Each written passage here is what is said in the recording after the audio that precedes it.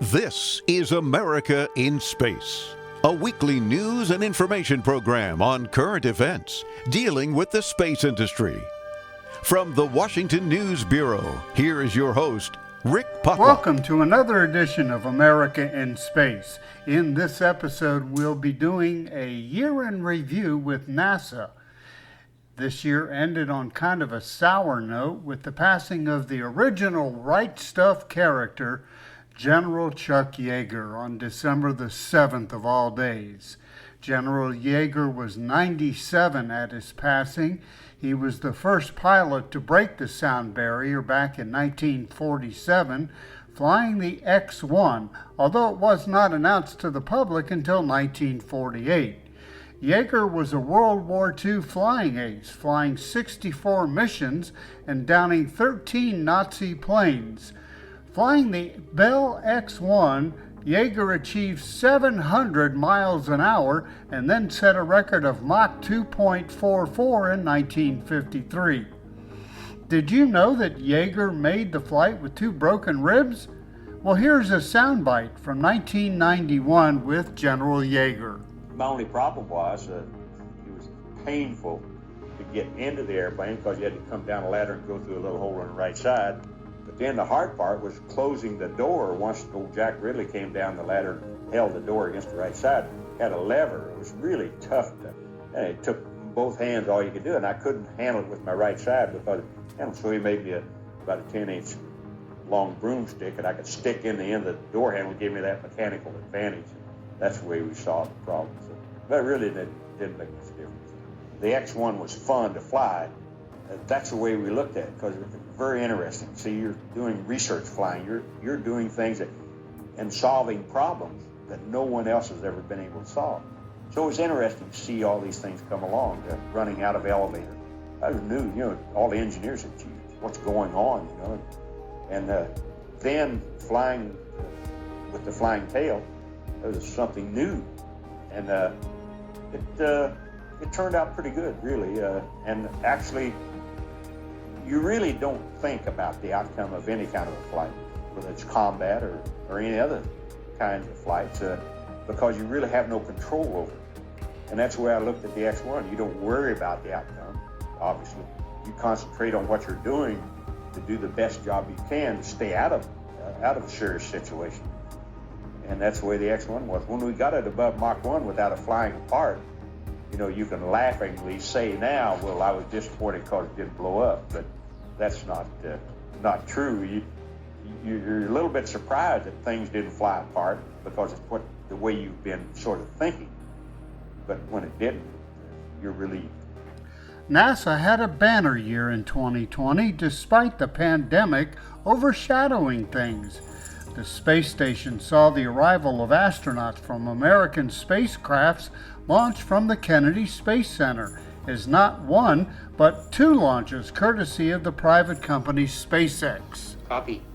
Bob, Doug, on behalf of the entire SpaceX team, it's been a huge honor to help you get ready for today's historic mission.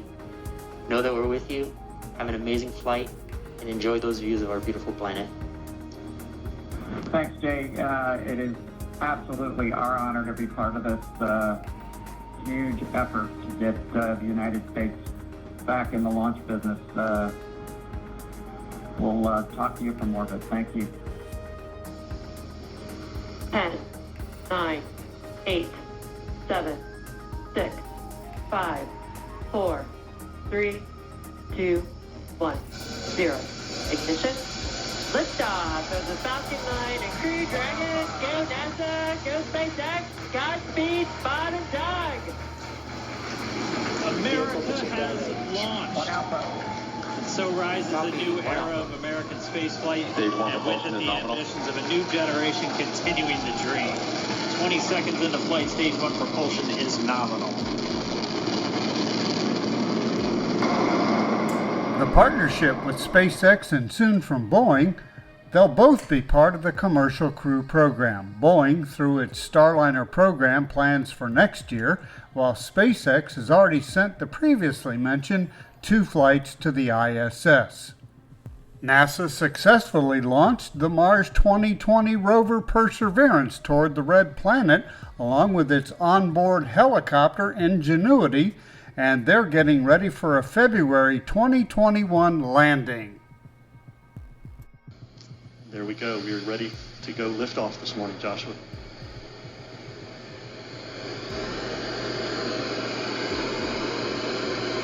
Eight, 7, 6, 5, 4. Engine ignition. 2, 1, 0. Release and liftoff. As the countdown to Mars continues, the perseverance of humanity launching the next generation of robotic explorers to the Red Planet.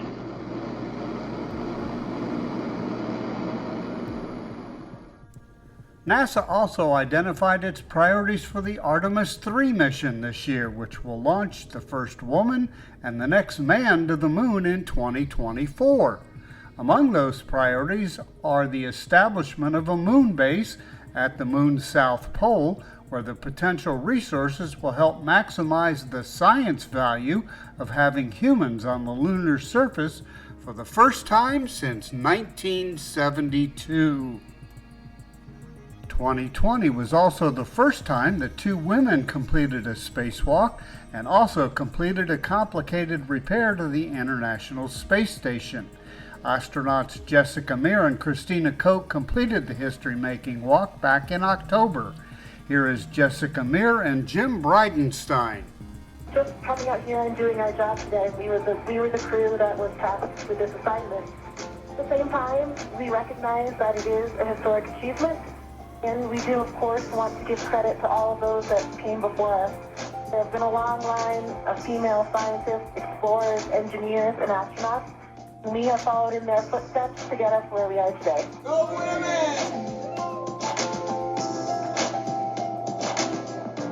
And it just so happens that we have the right people doing the right job at the right time. And in fact, this is historic because those 2 right people are women. NASA made history by landing a spacecraft on an asteroid, collecting particles and sending them back to Earth for study. And on December the 6th, those particles were returned to Earth for study by NASA astrobiologists. The Space Telescope Hubble continues to capture amazing and unprecedented images, including a rare look at a rapidly fading shroud of gas around an aging star nicknamed the Stingray Nebula.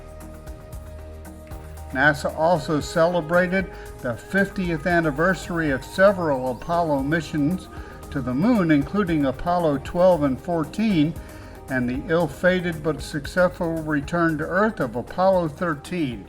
Here is Jim Lovell.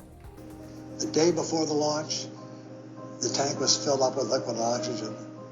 At that time, the tank was a bomb waiting to go off. 200,000 miles from space on April 13th, Schweikert threw a switch to turn on the heater a little bit to get oxygen, and the tank blew.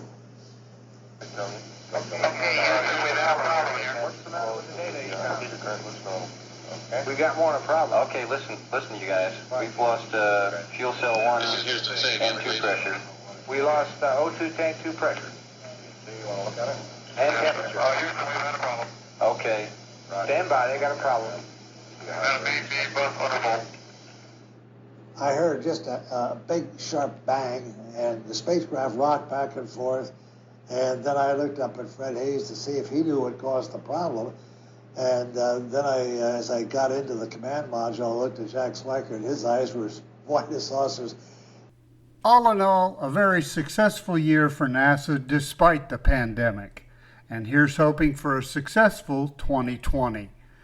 Reporting from the Washington News Bureau, I'm Rick Potlock. Have a happy New Year, everyone.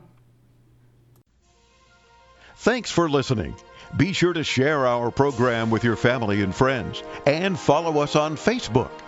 Join us each week for news and information on America in Space.